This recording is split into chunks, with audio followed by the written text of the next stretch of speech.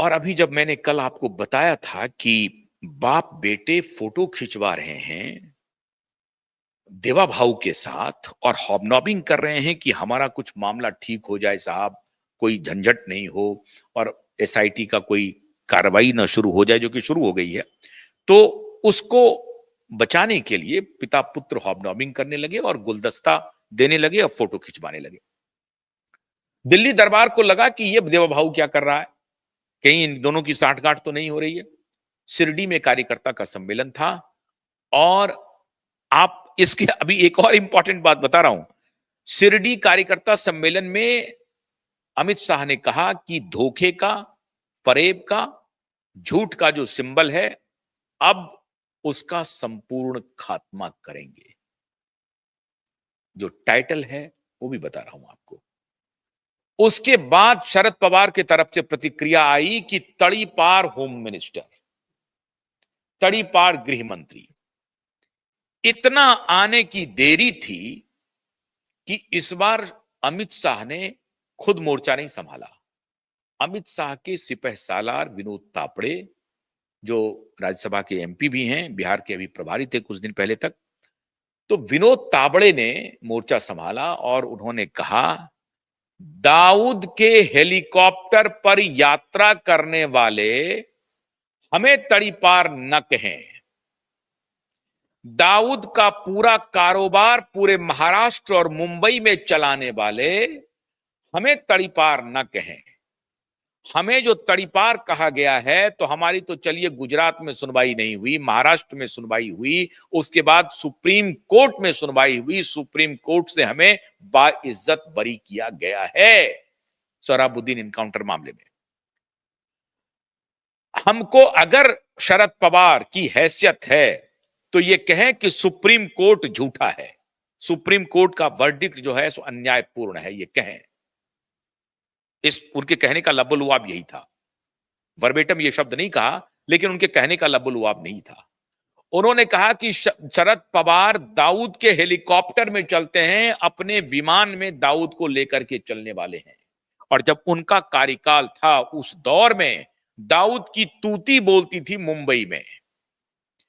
और आज जो लोग कह रहे हैं कि मुंबई में गुंडागर्दी, आतंक और पूरा बॉलीवुड सहमा हुआ है, उनको शर्म आनी चाहिए, उनको याद करना चाहिए 90 का वो दशक जब शरद पवार वहां मुख्यमंत्री थे, 90 के दशक उसके आसपास के मामले में, तो उनको वो दिन याद करना चाहिए कि दाऊद के गुंडों की क्या स्थिति थी, कैसे वहां दिन दहाड़े हत्याएं होती थी, कैसे वहां एक्सटॉर्शन का धंधा चलता था, कैसे वहां महिला एक्टर के साथ जो छोटे छोटे शहरों से जाते थे उनका किस प्रकार से एक्सप्लॉयटेशन होता था। एक बड़े ब्रॉथल हाउस के रूप में मुंबई का धंधा चल रहा था और उसमें बड़ी बड़ी नामचीन एक्ट्रेस, अदाकारा उसमें शामिल होती थी। वो शरद पवार हमें सीख ना दें। अटैक शुरू हो गया, ये हुआ क्यों? पर्दे के पीछे जाइए। 23 नवंबर को रिजल्ट आने के बाद शरद पवार ने एक और कोशिश की धोखा देने की। शरद पवार आ गए दिल्ली, प्रधानमंत्री से मुलाकात की और प्रधानमंत्री से मुलाकात का बहाना क्या बनाया? एक ऐसी ही छोटी मोटी बात की, अनार बेचने वालों या अनार के उपज करने वाले किसानों के लिए हम कुछ मुलाकात करने के लिए आए थे। वहां अनार नहीं था, वो बल्कि अनार का रस ढूंढने गए थे। मोदी जी का हाव भाव लेने गए थे कि मोदी की क्या राय है हमारे बारे में, शरद भाऊ पवार के बारे में। तो शरद दादा पवार ये गए थे पूछने के लिए, हॉबनॉबिंग करने के लिए उधर, और उसके बाद लगातार कहने लगे कि ये महाविकास अघाड़ी चलने वाली नहीं है, कांग्रेस को ये नहीं है। ममता बनर्जी का बयान आया और कहा कि हाँ, ममता बनर्जी को हम समर्थन करते हैं, राहुल गांधी नेतृत्व करने के लायक नहीं है। यहां भारतीय जनता पार्टी को संदेशा देने शुरू किया कि साहब हम आपके साथ खड़े हो सकते हैं। शरद पवार को मालूम है कि अगले 5 साल कुछ नहीं होना है, ना तो लोकसभा और ना ही विधानसभा ब्रूट मेजोरिटी में है, तो ना तो लोकसभा होगा ना विधानसभा होगा। शरद पवार ने अपना पाला बदलने की कोशिश की और कहा कि साहब अब हम 83-84 साल के हो गए हैं, हमको अपनी बेटी को सेट करवाना है। बस उनकी आखिरी इच्छा सिर्फ यही है कि सुप्रिया सुले को राजनीति में कैसे स्थापित किया जाए, बस इसके लिए शरद पवार जी काम कर रहे हैं। तो शरद पवार ने सोचा कि अच्छा होता कि हम ये काम अपने स्वस्थ रहते हुए ये काम कर लेते।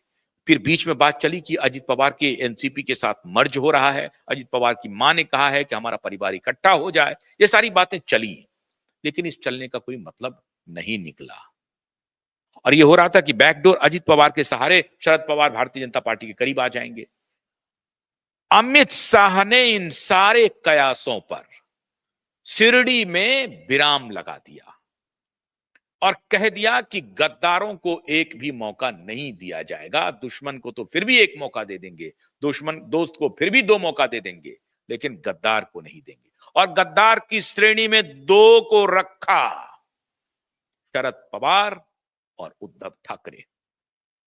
तो शरद पवार और उद्धव ठाकरे दोनों के बारे में, और ऐसा अभी अगर यह गलतफहमी हो कि नहीं शरद पवार तो अब नरेंद्र मोदी से उनके बड़े अच्छे रिश्ते हैं, अमित शाह और नरेंद्र मोदी 2 नहीं है, एक ही बदन है, एक ही जान है, समझ लीजिए आप।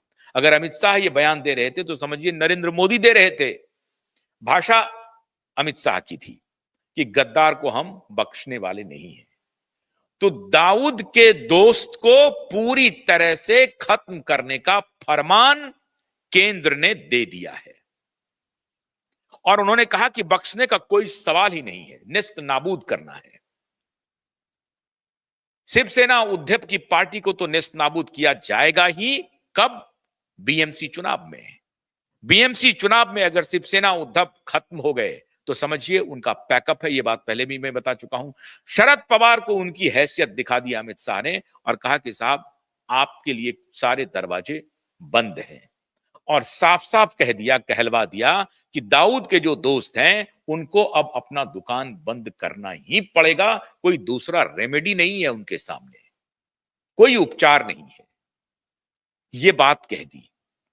लेकिन शरद पवार तो शरद पवार हैं साहब, अभी भी नहीं माने हैं। अभी शरद पवार ने एक नया तिकड़म शुरू कर दिया है। मैंने तू डाल डाल हम पात पात।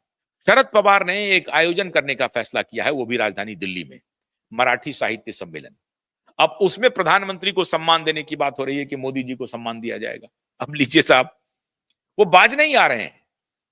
वो उनको पता है कि साहब अभी अभी भारतीय जनता पार्टी से लड़ाई मोल लेना ठीक नहीं है। तो कोई बात नहीं है, थोड़ी बहुत तड़ी पार कह करके अपना फेस सेव करेंगे, लेकिन बीजेपी से लड़ने की स्थिति में हम नहीं है।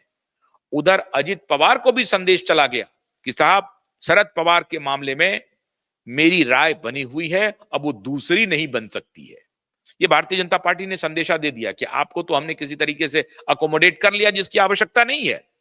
12-13 विधायक चाहिए, हमको उसकी आवश्यकता नहीं है, लेकिन मैं आपको अकोमोडेट कर रहा हूं क्योंकि प्री अलायंस था हमारा, इलेक्शन पूर्व अलायंस था, तो मैं वो दगाबाजी नहीं करूंगा। और आपको भी डिप्टी सीएम बनाया है, आपके नेताओं को मंत्री बनाया है, आगे भी मदद करेंगे। आपके जो 1-2 एमपी शायद आए हैं कि नहीं, एक भी एमपी शायद नहीं है उनका, तो उनसे तो कोई लेना देना नहीं है, लेकिन विधानसभा में हमने आपको पूरा इज्जत दिया है, पूरा सम्मान दिया है और आप हमारे अलायंस पार्टनर बने रहेंगे। लेकिन अपने चाचा के प्रति जो आपका मोह है उसको खत्म कर दीजिए। भारतीय जनता पार्टी धीरे धीरे जिसको हलाल में यूज करता हूं, वो हलाल कर रही है। भारतीय जनता पार्टी आहिस्ता आहिस्ता हलाल कर रही है और उन सभी गद्दारों को, धोखेबाजों को पहचान करके उसको उसका इंतजाम कर रही है। तो ये जो बीजेपी का चल रहा है, कम से कम महाराष्ट्र में, मैं तो समझता हूं कि उनको उनको जो जिन्होंने जो किया है उनको कीमत चुकानी ही पड़ेगी। तो जो दाऊद के साथी हैं उन पर तो वार बहुत पक्का हो गया है। इसीलिए मैंने कहा कि सीबीआई और एसआईटी एक्टिव है, सब काम एक साथ चल रहा है। दाऊद के जितने जो बैकबोन है उसको तोड़ने की पूरी प्लानिंग चल रही है। दिल्ली में 2-3 महीने पहले, अभी इस चुनाव के पहले ही, महाराष्ट्र चुनाव के पहले, दिल्ली में 13,000 करोड़ रुपए का, 13,000 करोड़ रुपए, छोटा अमाउंट नहीं है, 13,000 करोड़ रुपए का ड्रग्स पकड़ा गया दिल्ली में। तो ड्रग कार्टेल की कमर तोड़ी जा रही है। ये सारे जो आपको मैं दृष्टांत दे रहा हूं, ये कोरोबरेट कर रहा है, ये फैक्ट्स को मैं आपके सामने रख रहा हूं, जिससे आपको अंदाजा हो जाएगा कि सीबीआई और एसआईटी बैठेगी नहीं, सीबीआई और एसआईटी अपना काम करेगी और गुनहगारों को they will bring them to book. इसमें आप कंफर्म रहिए, कोई कंफ्यूजन नहीं है। तो दाऊद और ड्रग, ब्लैक मनी, ड्रग और अवैध हथियार, इस तीन का कारोबार दाऊद करता है।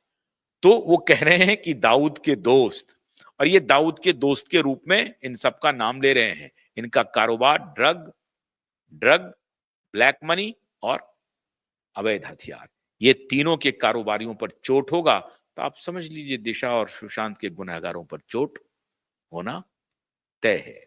इशारा समझ गए आप? तो आज इतना ही। फिर नई स्टोरी नहीं, नए फैक्ट्स आपके सामने पेश करूंगा। नमस्कार।